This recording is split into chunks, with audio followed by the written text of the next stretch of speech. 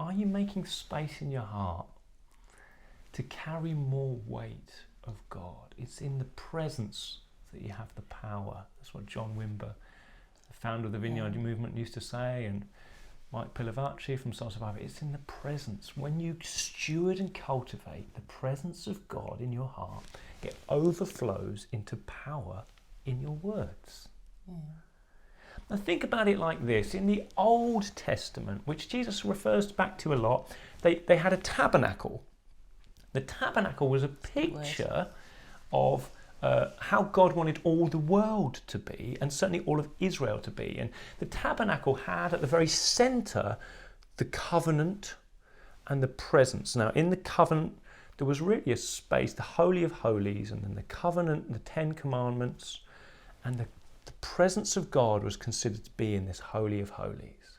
And then around that was built ultimately a place of worship, where people would come and they'd bring their sacrifices, their worship, they'd bring their words of praise, and they'd bring their words of confession.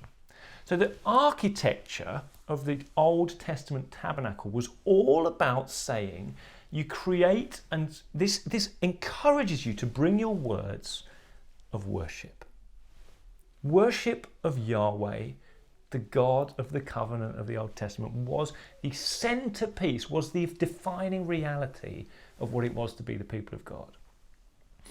And what Jesus is saying ultimately is that you can choose to become a living embodiment of the tabernacle. See that tabernacle as like a picture of what you could have.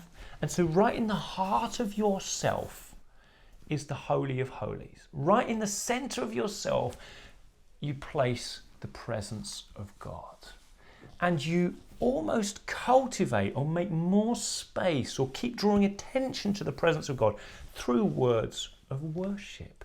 You speak worship. You sing worship. And you could think, like, what percentage of the words of my mouth in any given day are words that actively speak worship, that acknowledge the presence in the center of my life? That's good.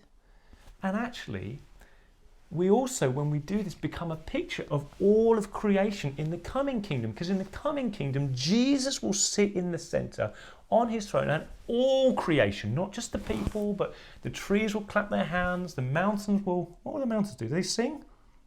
I think they sing, the mountains. And the animals will roar, and the people from every tribe and tongue will gather, and they'll declare, worthy, worthy, worthy.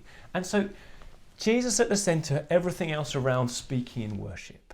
And you could now be a living picture of all of creation in the future when you make space in your heart and you let your life be a picture of worship of the presence in you. Does that make sense? Mm-hmm. Definitely does. So spoken words of worship enshrine the priority of the presence. And then it comes out, that weight of God in our hearts comes out in weighty words. Absolutely. The overflow of what's going on inside comes out in our relational experiences. That's it. Out of the overflow of the heart, the weight of God, the presence of God, you've made space for that in your heart. Out of the overflow of that, power comes out your mouth.